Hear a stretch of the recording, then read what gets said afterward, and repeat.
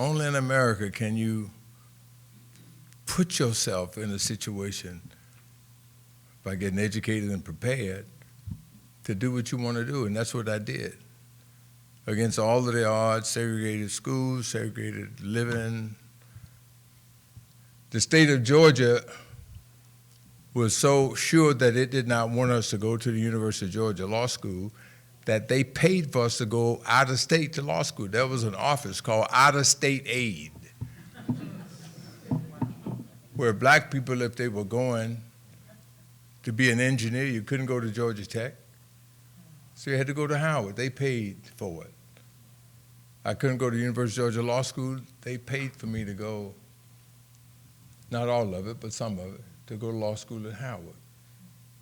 So, and that in and of itself tells you how not only mean the system was, but how stupid it was. Just think about having to build colored bathrooms and white bathrooms.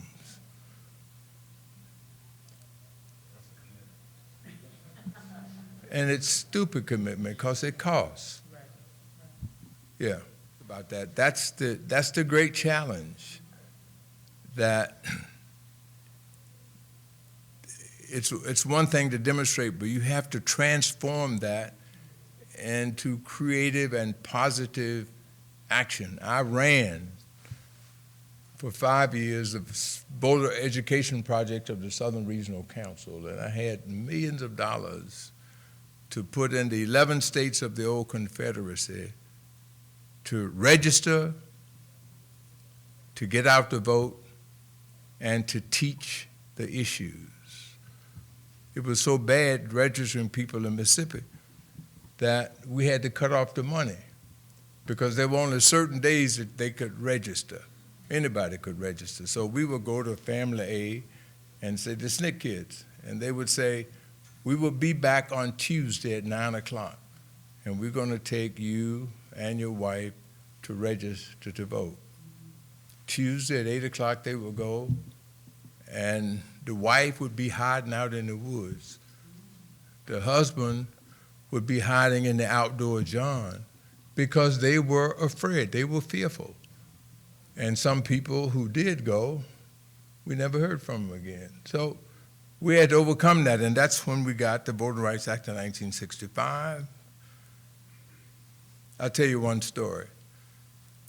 The Voting Rights Act of '65 began its implementation on August 6th in Wilcox County, Alabama. The morning of August 6th, Monday morning, 2,000 black people were in line at 7 o'clock in the morning to take advantage of the Voting Rights Act to register for the first time in their lives. In the line